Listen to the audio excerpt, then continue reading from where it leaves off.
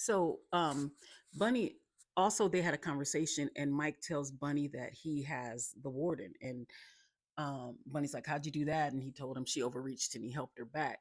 Um, but it doesn't seem like Mike would have been kind of celebrating that so quickly, and that left me with some questions. But also, Mike suggests to Bunny to let Jackson off the hook because he does see that Jackson is stressed out, but he's stressed out because you might. But I mean, I'm glad he's looking out for him. Bunny's like, "What you doing? Giving me orders or suggestions or whatever, in a playful way, but not a playful way." And then Mike's just like, "I'm just saying." And then that's when Bunny was talking about just find my shoes. Raphael calls Bunny and asks him, what's next. Bunny said he's gonna have a steak, but he tells him, I thought that was funny. You're telling somebody who's in prison you're gonna have a steak and baked potatoes while they're doing work for you. Raphael asks what the plan is, and he tells him he needs. I think he said he needs another burner or whatever. And then Bunny tells Raphael that Mike got the warden again.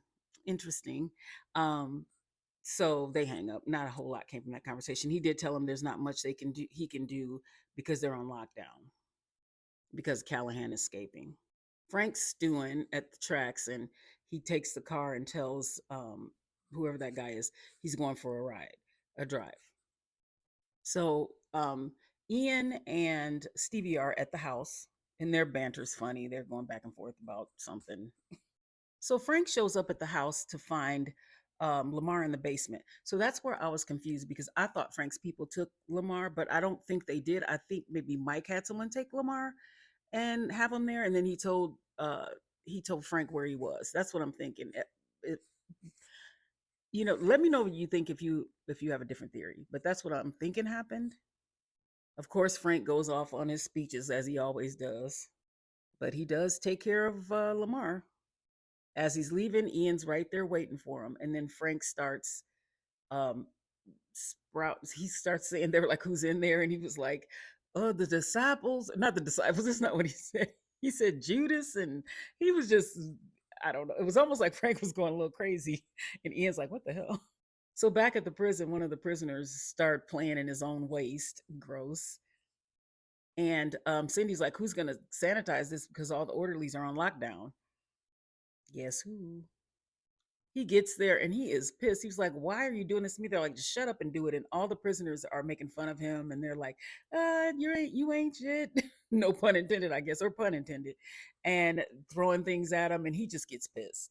Meanwhile, Kyle is getting flying. He's still got those pills. He breaks, and he tells Cindy to let him out, and she does. Mike is at the police station with Evelyn. They're waiting on Frank.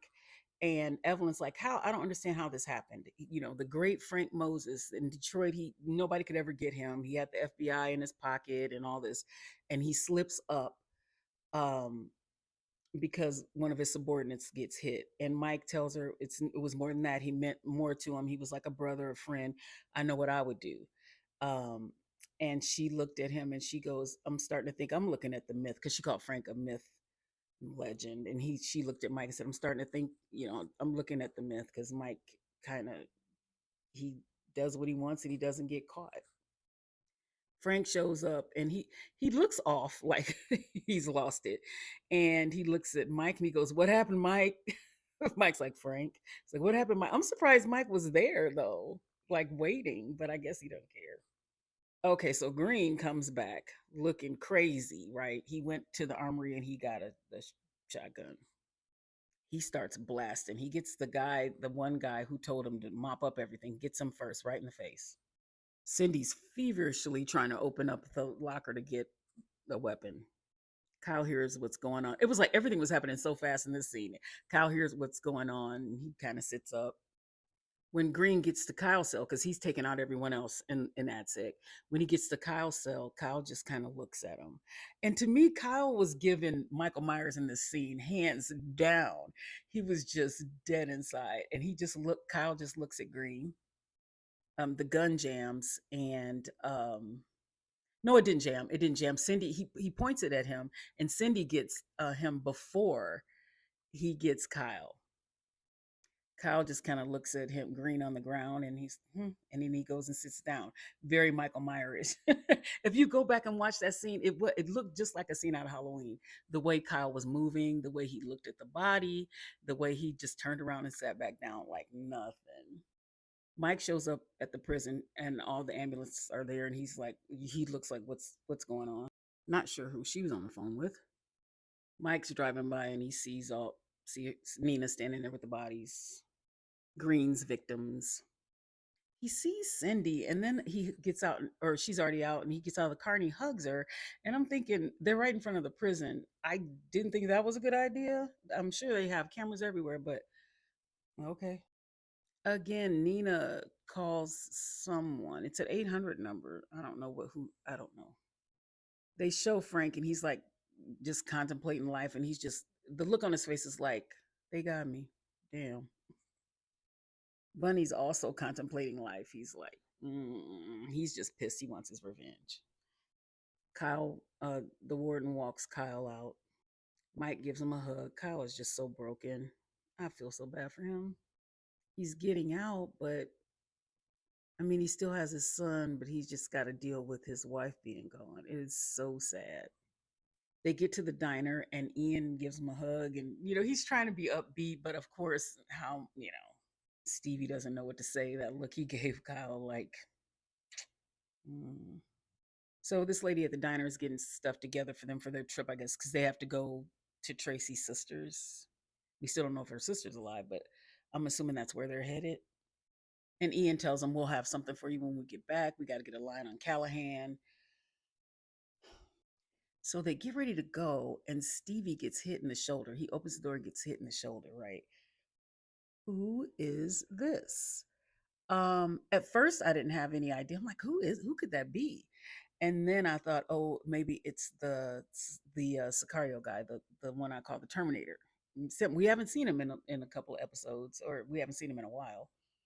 Could be him. He lights the place up, lights it up. So everybody's crouched on the ground, and it ends like that, right? But here's my thing: going back to Nina talking to Mike, saying her people, which are the cartel, they needed who made the mistake, they need who leaked the mistake, and they need who fed the information right to the Crips. So I'm thinking now, after I watched it the second time, I'm thinking Nina, like Mike saying he has Nina, was like kind of a little Easter egg or whatever, saying he has her because he probably really doesn't, and Nina may be playing him because she might have figured out that Mike was behind a lot of this, or someone figured out Mike was behind a lot of this. So uh, since Mike mentioned letting Jackson go, remember he mentioned to Bunny to let Jackson off the hook. I think that, so here we go. They got Torres, right? The one who made the mistake. Jackson's probably going to be next if he's not already gone. Jackson's the one who leaked the mistake, and Mike is the one who fed the mistake to the Crips. So I'm thinking the reason I felt like it was odd that Nina was telling him um, that he was telling people that he had Nina, like when he told Bunny, and he told, who else did he tell that he had her? Well, I think he just told Bunny, but then Bunny told Raphael. But because that was seemed out of character for Mike to be like, I got the warden. So I'm thinking she is not in, like, he doesn't have her at all. That's just what it seems like. Because who is this? Who's she on the phone with? At first I thought, is Callahan talking to her? Were they in on something? But I don't know. I don't think it's that. It could be, but I don't know. Something shady's going on with her and this whole cartel thing. So I don't know. I know we only have one more episode for them to wrap this up. Um I don't know what's happening, but I cannot wait. Do we think Cindy's gonna make it out alive? I also want to say that they built a case for him being crazy in the beginning. Now that all made sense with how he was acting before. So